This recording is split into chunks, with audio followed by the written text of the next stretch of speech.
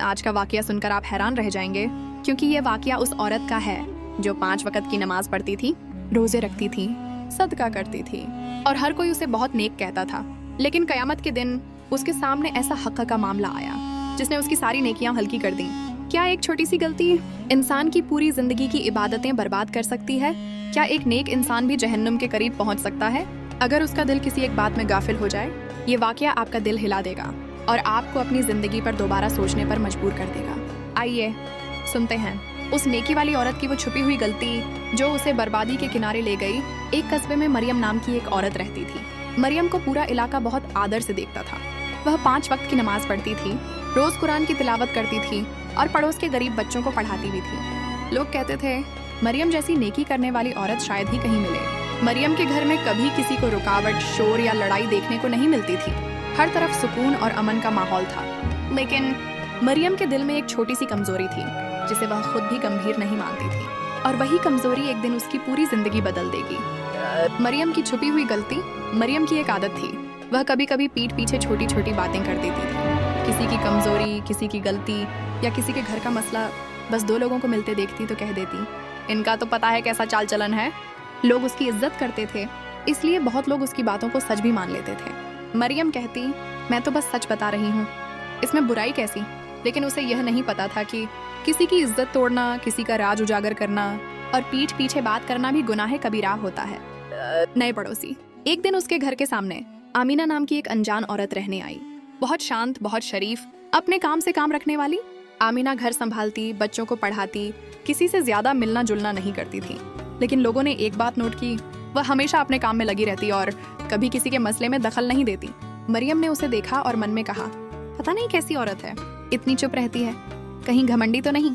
उसने अपने 2-3 जान पहचान वालों को बता दिया, जो औरत ऐसी चुप रहती है वह अंदर से ठीक नहीं होती। लोगों ने आमीना को अलग नजर से देखना शुरू कर दिया।